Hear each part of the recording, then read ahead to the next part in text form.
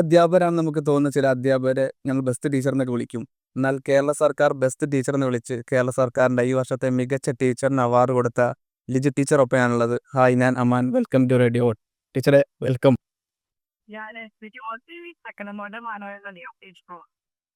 Teacher ആദ്യം തന്നെ സന്തോഷം അറിയിക്കുകയാണ്. ഒന്നാമത്തെ കാര്യം പ്രേക്ഷകരോട് പറയാണ്, ലിജി ടീച്ചർ എൻ്റെ ഒരു ടീച്ചറും കൂടിയാണ്. അപ്പോൾ റേഡിയോട്ടിന്റെ ഫസ്റ്റത്തെ ഇന്റർവ്യൂ തന്നെ ടീച്ചറെ തന്നെ ഇന്റർവ്യൂ ചെയ്യാൻ പറ്റിയത് വലിയ അനുഗ്രഹമായിട്ട് കാണാണ്. ടീച്ചറെ, 5ാം ക്ലാസ് വെച്ച് തന്നെ കുറെ ചോദ്യങ്ങൾ ചോദിച്ച് കുഴപ്പിച്ചുകൊണ്ട് ഞാനിപ്പോൾ കുറച്ച് ചോദ്യങ്ങൾ ചോദിക്കുകയാണ്. അധികം നേരം എടുക്കില്ല, കുറച്ച് നേരമുള്ളൂ.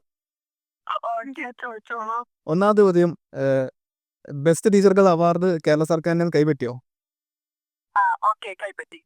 കൈപ്പറ്റി. എന്താണ് ടീച്ചർ ഈ കേരള സർക്കാരിന്റെ, എല്ലാവർക്കും അറിയാൻ ആഗ്രഹം ഉണ്ടാവും, എന്താണ് ഈ കേരള സർക്കാർ ബെസ്റ്റ് ടീച്ചറിന് അവാർഡ് കൊടുക്കുന്നത്? അത് ആദ്യകാലത്തായിരുന്നെങ്കിൽ നമുക്ക് സ്വന്തം നോമിനേറ്റ് ചെയ്യാമായിരുന്നു. ഇപ്പൊ അതിന്റെ സിസ്റ്റം എല്ലാം മാറി PKയുടെ നോമിനേഷൻ വേണം. കുട്ടികളുടെ അഭിപ്രായങ്ങളുണ്ട്. അധ്യാപകരുടെ ഓരോ സ്കൂളിൽ നിന്നും ഏറ്റവും മികച്ച ടീച്ചർ അധ്യാപകരും തെരഞ്ഞെടുക്കും. ഇതെല്ലാം വെച്ച് നമ്മൾ കൊടുത്തു കഴിഞ്ഞ് ഓഫീസിൽ നിന്ന് VO അവരെല്ലാവരും സ്കൂളിൽ വന്ന് ഈ പറയുന്ന കാര്യങ്ങളെല്ലാം ശരിയാണോ എന്ന് HMനോട് അന്വേഷിക്കും. അതുകൂടാതെ നമ്മളുടെ കുട്ടികളുടെ പ്രതിനിധികളെ ഈ സ്കൂൾ ലീഡറെയൊക്കെ വിളിച്ച് ചോദിക്കും. സ്റ്റാഫ് സെക്രട്ടറിയോട്, മറ്റുള്ള അധ്യാപകരോട്, PTA എല്ലാം ചോദിച്ച ശേഷമാണ് നമ്മളെ ഇവിടെ നിന്ന് മഞ്ചേരി ജില്ലയിൽ എല്ലാം തെരഞ്ഞെടുത്തത്. വീണ്ടും നമുക്ക് മലപ്പുറം ജില്ലയിൽ നിന്ന് 2 പേരെയാണ് അവർ തെരഞ്ഞെടുത്ത് വിടുന്നത്. അയാളെ വിട്ട് കഴിയുമ്പോൾ നമ്മുടെ കളക്ടറുടെ ടേംസ് ഓഫ് ഓഫീസ് വെച്ചിട്ടായിരുന്നു ഇന്റർവ്യൂ. അതിന് ഒരു പാനൽ തന്നെ ഉണ്ടായിരുന്നു. VPO, TO, അങ്ങനെ കുറെ പേരുള്ള ഒരു പാനലാണ്. അവിടെ നിന്ന് നമ്മൾ തെരഞ്ഞെടുത്ത് വിട്ടിട്ട് സ്റ്റേറ്റ് തലത്തിൽ അവിടെ വെച്ച് ഇന്റർവ്യൂ ഉണ്ടായിരുന്നു. ഇവിടെ വെച്ചും നമ്മളെ എന്തൊക്കെയാണ് എല്ലാ കാര്യങ്ങളും വിശദമായി ക്ലാസ് എടുത്ത് കാണിക്കുന്ന എല്ലാം ഉണ്ടായിരുന്നു. അത്രയാണ് അതിൽ നിന്നാണ് കിട്ടിയത്. ഇപ്പൊ ഉള്ള പ്രത്യേകത എന്താണെന്ന് വെച്ചാല് LP വിഭാഗത്തിൽ നിന്ന് ടോട്ടൽ നമ്മുടെ എല്ലാ ജില്ലകളിൽ നിന്നുമായിട്ട് 5 പേർക്കേ കിട്ടുള്ളൂ. UP വിഭാഗത്തിൽ നിന്ന് 5, അങ്ങനെ ഓരോ വിഭാഗത്തിൽ നിന്നും 5 പേരെയാണ് സെലക്ട് ചെയ്യുന്നത്. ഓക്കെ, വലിയൊരു പ്രോസസ് ആണല്ലേ. അപ്പൊ എന്താണ് ഈ അവാർഡ് എന്ന് പറയുമ്പോൾ എന്തായിരിക്കും? സമ്മതപത്രമാണോ? എന്താണ് അതിന്റെ ഒരു തരുന്നത് അവാർഡ്? സമ്മതപത്രം ഇതുണ്ടാവും. അത് കൂടാതെ 10,000 രൂപ നല്ലൊരു മൊമെന്റോ ഉണ്ടാവും. അത് നമ്മൾ മുഖ്യമന്ത്രിനെ കൈപ്പറ്റിയത് ടീച്ചർ? ഈ പ്രാവശ്യം വിദ്യാഭ്യാസ മന്ത്രിയിൽ നിന്ന് പത്തനംതിട്ട വെച്ചാണ് കൈപ്പറ്റിയത്. പറ്റിയത്. Okay okay. ടീച്ചറോട് ബെസ്റ്റ് ടീച്ചർ എങ്ങനെ ആരായിരിക്കണം അല്ലെങ്കിൽ എന്തായിരിക്കണം ചോദിക്കാൻ ടീച്ചർ എന്താണ് അഭിപ്രായം പറയാ? അത് എന്താണോ ഉദ്ദേശിച്ചത്. അല്ലല്ല, ഒരു ടീച്ചർ എങ്ങനെ ആവണം, ഒരു ബെസ്റ്റ് ടീച്ചർ എങ്ങനെ ആവണം എന്ന് ടീച്ചറോട് ചോദിക്കുകയാണെങ്കിൽ ടീച്ചർ എന്താ പറയാ? ഓക്കെ, ഒരു ബെസ്റ്റ് ടീച്ചർ എന്ന് പറഞ്ഞു കഴിഞ്ഞാൽ നമ്മള് കുട്ടികളുമായിട്ട് നന്നായിട്ട് ഇടപഴകുന്ന ഒരാളായിരിക്കണം. അതേപോലെ കുട്ടികളുടെ പശ്ചാത്തലം അറിയണം. രക്ഷിതാക്കളുമായിട്ട് നല്ലൊരു കോണ്ടാക്ട് ഉണ്ടാവണം. പിന്നെ നമ്മള് എന്താ പറയാ, സാമൂഹ്യമായിട്ട് നമ്മൾ ഇന്നിപ്പോ വിദ്യാഭ്യാസപരമായിട്ട് പാഠ്യപദ്ധതിക്ക് പാഠ്യേതര പ്രവർത്തനങ്ങളിൽ സാമൂഹ്യത്തിൽ നമുക്കൊരു പങ്കാളിത്തം ഉണ്ടാവണം. അതന്നെ എൻ്റെ അടുത്ത ചോദ്യം അതായിരുന്നു. ടീച്ചറിന് എങ്ങനെയാണ് ഈ എന്താ രാവിലെ സാധാരണ ടീച്ചർമാരൊക്കെ എന്ന് പറയുമ്പോൾ രാവിലെ 10 മണി മുതൽ വൈകുന്നേരം 4 മണി വരെ തന്നെ ഓൾറെഡി കുട്ടികളുമായിട്ട് മല്ലിട്ട് ഓൾറെഡി ടയേർഡാണ്. അതിനുശേഷം എങ്ങനെ ടീച്ചർക്ക് ഈ സാമൂഹിക പ്രവർത്തനങ്ങൾ, പാലിയേറ്റീവ് പോലുള്ള പ്രവർത്തനങ്ങളൊക്കെ ഞാൻ ശ്രദ്ധിച്ചിട്ടുണ്ട്. അപ്പോൾ എങ്ങനെ ടീച്ചർക്ക് സമയം കിട്ടുന്നത്? സത്യം പറഞ്ഞ ഹസ്ബൻഡ് പറയുന്ന ഒരു കാര്യം 24 മണിക്കൂറും തികയാ വലുത്തേലാണെന്ന്.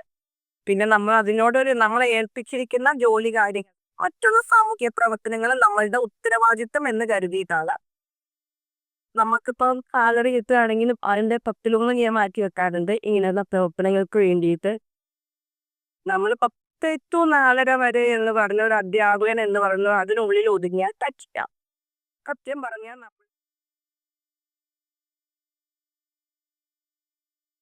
നമുക്ക് ഉയരാൻ കഴിയുള്ളൂ. അതെ അതെ. അപ്പോൾ മറ്റൊരു കാര്യം ചോദിക്കാനുള്ളത് പറഞ്ഞാൽ, പുതിയ കാലത്ത് ഇപ്പോൾ ഭയങ്കര ചർച്ചയാണല്ലോ, പുതിയ കുട്ടികൾ ഭയങ്കര മോശം കുട്ടികളാണ്, അല്ലെങ്കിൽ ലഹരിക്ക് അടിമയാണ്, അല്ലെങ്കിൽ പഴയ കുട്ടികളെ പോലെ അല്ല എന്നൊക്കെ പറയുന്നുണ്ടല്ലോ. അപ്പോൾ ടീച്ചർ ഇപ്പോൾ എന്താ അവസാനമായിട്ട് പഠിപ്പിക്കുമ്പോൾ എന്താണ് കുട്ടികളെ കുറിച്ച്, ഇപ്പോഴത്തെ പുതിയ കുട്ടികളെ കുറിച്ച് എന്താണ് ഒരു ടീച്ചർ നിലക്ക് അല്ലെങ്കിൽ ഒരു ബെസ്റ്റ് ടീച്ചർ നിലക്ക് കുട്ടികളെ കുറിച്ചുള്ള അഭിപ്രായം എന്താണ്? പുതിയ കാലത്ത് കുട്ടികളെ നമ്മൾ അടുത്തറിയണം. കുട്ടികളെ നമ്മൾ സ്നേഹിക്കണം. അവരോടൊരു ഫ്രണ്ട്ഷിപ്പ് ഉണ്ടാവണം. എന്നാൽ അവരെ ശാസിക്കേണ്ടിടത്ത് ശാസിക്കാനും ശിക്ഷിക്കേണ്ടടുത്ത് ശിക്ഷിക്കാനും സ്നേഹിക്കേണ്ടടുത്ത് നമ്മൾ അതുപോലെ ആവോളം സ്നേഹിക്കുകയും വേണം. പിന്നെ കുട്ടികളുടെ കയ്യിൽ തെറ്റുകൾ വന്നിട്ടുണ്ടെങ്കിൽ നമ്മളോട് തുറന്ന് പറയാനുള്ള ഒരു സാഹചര്യം നമ്മൾ തന്നെ അവർക്ക് ഒരുക്കി കൊടുക്കണം. പിന്നെ നമ്മൾ അവർക്ക് തെറ്റ് വന്നിട്ട് പോയിട്ടുണ്ടെങ്കിൽ നമ്മൾ അതൊരു തിരുത്താനാണ് ശ്രമിക്കേണ്ടത്. അപ്പൊ നമ്മൾ അവരുമായിട്ട് നല്ലൊരു റാപ്പോ സൃഷ്ടിച്ചെടുത്താൽ, അതായത് ഒരു കോണ്ടാക്ട് നമ്മൾ അവരുമായിട്ട് നല്ലൊരു ബന്ധം സൃഷ്ടിച്ചെടുത്താൽ നമ്മൾ പറഞ്ഞു കഴിഞ്ഞാൽ അവരത് കേൾക്കാൻ ശ്രമിക്കും.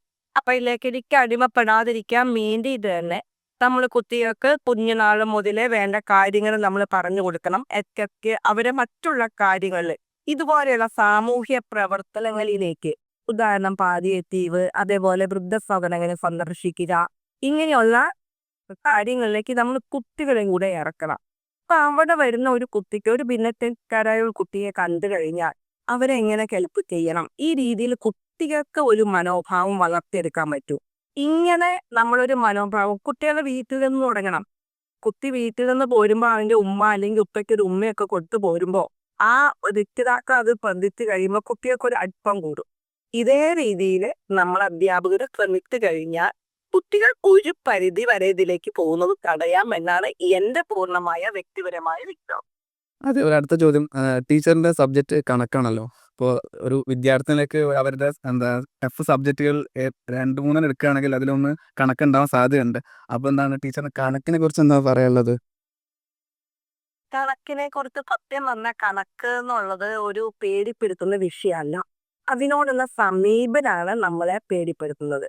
ഇന്ന് പല കുട്ടികളും പല വീടുകളിലും പല പ്രശ്നങ്ങൾ വരാൻ സാധ്യത അടിത്തറ ഉറപ്പിക്കാതെ അതിന് മുകളിൽ ഭിത്തി കെട്ടി അതിന് മുകളിൽ മേൽക്കൂര പണിയുന്നത് പോലെ ശ്രമിക്കും. അങ്ങനെ വരുമ്പോൾ അത് തോന്നും പറഞ്ഞ് ഇടുങ്ങി പൊളിക്ക് താഴെ വീഴും. നമ്മൾ ശരിയായ രീതിയിൽ അടിത്തറ ഉറച്ച് ഭിത്തി കെട്ടി മുകളിൽ മേൽക്കൂര പണിയുന്ന ഒരു അത്ഭുത വിദ്യയാണ് സണക്ക്. നമ്മൾ കുട്ടികളെ അടിത്തറ ഉറപ്പിക്കാനാണ്. അത് കളിയിലൂടെ വേണം. നമ്മൾ നേരിട്ട് 4, 3, 7 എന്ന് പറഞ്ഞ് പഠിപ്പിക്കുന്നതിനേക്കാൾ ഉപരി 4 വ്യത്യസ്തമായ സാധനങ്ങൾ വെച്ച് മറ്റൊരു സാധനങ്ങളും വെച്ച് കഴിഞ്ഞാൽ ഇപ്പൊ ഒന്നും വേണ്ട, നമ്മളുടെ വീട്ടിൽ നിന്ന് തുടങ്ങാം. ഇപ്പൊ 2 മാങ്ങയുണ്ട്, വേറൊരു 3 മാങ്ങയുണ്ട്. അപ്പൊ ഈ 2 മാങ്ങയും 3 മാങ്ങയുടെ ഒരുമിച്ച് ഒരു കുട്ടയിലാക്കി വെച്ചാൽ ആകെ എത്ര? ഇതേ രീതിയിൽ കുട്ടികളുടെ പ്രായോഗികമായി കുട്ടികളോടൊത്ത് നമ്മൾ ഇടപഴകി പഠിക്കുമ്പോൾ കുട്ടികൾക്ക് ആ ബേസ് ഉറയ്ക്കും. അത് കാണാപ്പാഠം പഠിക്കുന്ന ഒരു ശീലമല്ല നമുക്ക് വേണ്ടത്. കളിയിലൂടെ തിരുത്തും കളിത്തും രക്ഷിത്തും എടുത്താൽ കണക്ക് വളരെ അതുപോലെ തന്നെ ടീച്ചർ ചോദിക്കാറുള്ളത്, ടീച്ചർ ഒരു ബെസ്റ്റ് ടീച്ചറായി മാറുന്നതിനുള്ള ടീച്ചർക്കുള്ള പ്രചോദനം എന്തായിരുന്നു? ഇങ്ങനെയൊക്കെ ഒരു ടീച്ചർ നേരത്തെ പറഞ്ഞ പോലെ 10 മണി മുതൽ 4:30 വരെ ഒതുങ്ങുന്നതല്ല, അതിലപ്പുറത്തേക്ക് എനിക്ക് എന്തൊക്കെയോ ചെയ്യാനുണ്ടെന്ന് ടീച്ചർക്ക് തോന്നാനുള്ള പ്രചോദനം എന്തായിരുന്നു? ടീച്ചർക്കാണെങ്കിൽ ഒരു നല്ലൊരു ജോലിയുണ്ട്, അതിലിങ്ങനെ സേഫായിട്ട് മുന്നോട്ട് പോകുമായിരുന്നു. പക്ഷെ അതിനപ്പുറത്തേക്ക് ടീച്ചർ ചെയ്യാനുള്ള ഒരു പ്രചോദനം എന്തായിരിക്കും? പ്രചോദനം എന്താന്ന് വെച്ച് കഴിഞ്ഞാൽ അങ്ങനെ സ്ട്രിക്റ്റായിട്ട് എനിക്ക് പറയാനില്ലെങ്കിൽ പോലും എൻ്റെ അധ്യാപക ഫാമിലിയാണ് ഞങ്ങളുടേത്. പിന്നെ മറ്റു പല അധ്യാപകർ, ഇപ്പം ഞങ്ങളെ പഠിപ്പിച്ചവര് TTCക്ക് പഠിച്ച ഒരു ആനിയമ്മ ടീച്ചറുണ്ട്. അപ്പൊ ടീച്ചർ നമ്മുടെ ക്ലാസ്സിൽ വന്ന് പല കാര്യങ്ങൾ പറയുന്നതും അപ്പൊ ടീച്ചറെ പോലെ ഒരു നല്ലൊരു അധ്യാപിക ആവണം എന്ന് തോന്നി. പിന്നെ തന്നെയല്ല, നമ്മൾ കുട്ടികളിലേക്ക് ഇറങ്ങിയപ്പോഴാണ് ഞാൻ എൻ്റെ ഇതിൽ നിന്നെല്ലാം മാറ്റം വരുത്തിയത്. ആദ്യകാലത്ത് എനിക്ക് തോന്നുന്ന ഒരു ബോക്സ് കൊണ്ടുവരാത്ത കുട്ടിയെ ഞാൻ ശാസിച്ചിരുന്നു, ദേഷ്യം പിടിച്ചു, അവരോട് 2ാമത്തെ ദിവസവും കൊണ്ടുവന്നില്ല. പിന്നീടാണ് ആ കുട്ടിയെ ഞാൻ ചേർത്ത് പിടിച്ച് ചോദിച്ചപ്പോഴാണ് അറിയുന്നത് ആ കുട്ടിയുടെ വീട്ടിൽ അതിനുള്ള സാമ്പത്തിക ശേഷിയില്ല. അപ്പൊ എന്റെ മനസ്സിന് വല്ലാതെ വേദനിപ്പിച്ചു. ഞാൻ എന്ത് ചെയ്തു, പിന്നെ ഓരോ വർഷവും കുട്ടികൾക്ക് ആവശ്യമായി ഏതെങ്കിലും ഉപകരണങ്ങളോ പുസ്തകങ്ങളോ വാങ്ങിക്കാൻ സാധ്യതയില്ലാത്ത അല്ലെങ്കിൽ പ്രയാസമുള്ള കുട്ടികളെ അന്വേഷിച്ച് കണ്ടെത്തി എല്ലാ വർഷവും കുട്ടികൾക്ക് വാങ്ങിച്ചു കൊടുക്കാറുണ്ട്. ഇങ്ങനെ കുട്ടികളുമായി വീടുകളിലേക്ക് പോയി കഴിഞ്ഞപ്പോഴാണ് നമുക്കിതുപോലെയുള്ള പ്രയാസങ്ങൾ അനുഭവിച്ചറിയാൻ തുടങ്ങിയത്. അപ്പോഴാണ് ഞാൻ എൻ്റെ മനസ്സിൽ എന്ന് തോന്നിയത്, നമ്മൾ നമുക്ക് വേണ്ടി മാത്രമല്ലല്ലോ, നമ്മൾ മറ്റുള്ളവർക്കും കൂടെ വേണ്ടി ജീവിക്കുമ്പോഴാണ് ആ ജീവിതത്തിനൊരർത്ഥം ഉണ്ടാവുക. പിന്നെ നമ്മളുടെ പ്രാർത്ഥന കാര്യങ്ങളൊക്കെ ഉണ്ട്.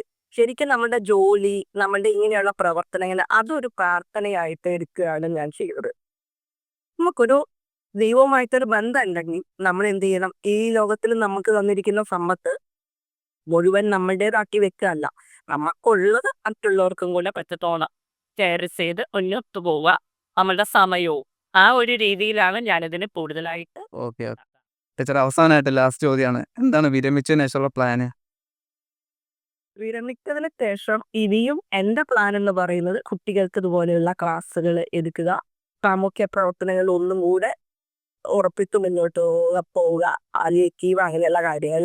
പിന്നെ ഇപ്രാവശ്യം ഇപ്പൊ കങ്ങാടി എന്ന് പറഞ്ഞ് ഇതുപോലെ കുട്ടികളുടെ ഇടയ്ക്ക് പ്രവർത്തിക്കുന്ന ഒരു ഇതാണ്. അതിൻ്റെ ഇപ്പൊ 2 ദിവസത്തെ പരിശീലനത്തിന് ഞാൻ ചേർന്നു. ഞാനൊരു ഗെയിംസ് ആൻഡ് ആക്ടിവിറ്റി ഞാൻ ചെറുതായിട്ട് ചെയ്തു. കുട്ടികളെ കളിയിലൂടെ നമ്മൾ പഠിപ്പിക്കുമ്പോൾ അവർ സംശയമോതും നമ്മളോട് സ്നേഹം, നമ്മളെ സ്നേഹിച്ച് കഴിയുമ്പോൾ നമ്മൾ പറയുന്നതൊക്കെ കുട്ടികൾ ഉൾക്കൊള്ളാനും കുട്ടികൾക്ക് ഇഷ്ടാവും. പിന്നെ ഇതുപോലെ മാജിക് വെക്കണം ആഗ്രഹം. അപ്പോൾ ടീച്ചർ വിരമിച്ച് കഴിഞ്ഞും പഠിക്കാൻ തുടങ്ങുകയാണല്ലേ?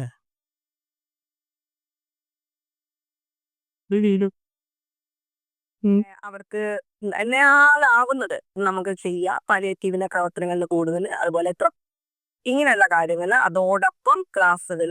പിന്നെ ഒരു ഗണിതം അതിന് യൂട്യൂബ് ചാനലിട്ട് അതിലേക്ക് അടുത്ത കൊല്ലം 5ലെയും 6ലെയും കൂടെ പാഠഭാഗങ്ങൾ ചെയ്ത് ഇടണം എന്നുള്ള ആഗ്രഹം. എന്തായാലും ഓൾ ദി ബെസ്റ്റ് ടീച്ചറെ. രണ്ടാമത്തെ കാര്യം എന്ന് പറഞ്ഞാൽ ഒരു സ്റ്റുഡൻ്റ് നിലക്കും അഭിനന്ദനങ്ങൾ നേടുകയാണ്, ഒരു പൗരൻ നിലക്കും അഭിനന്ദനങ്ങൾ നേടുകയാണ്. ഇപ്പോഴത്തെ ടീച്ചറായി തിരഞ്ഞെടുത്തതിലും ടീച്ചറിൻ്റെ പ്രവർത്തനങ്ങളിലൊക്കെ ഭയങ്കര ഇൻസ്പയർ ആണ്. ബാക്കിയുള്ള ടീച്ചർമാർക്കും എല്ലാവർക്കും ഒരു ഇൻസ്പയർ തന്നെയാണ്. എങ്കിലും ആദ്യമായിട്ട് റേഡിയോ ഔട്ടിൻ്റെ ഫസ്റ്റത്തെ എപ്പിസോഡിൽ വരാൻ പറ്റിയതിൽ ടീച്ചറോട് നന്ദി പറയാണ്. Thank you. റേഡിയോ ഔട്ട് ഒരാൾ ഒറ്റയ്ക്കല്ല. Thank you teacher. Okay, thank you so much. എന്നെ തെരഞ്ഞെടുത്തതിൽ ഒത്തിരിയേറെ സന്തോഷം.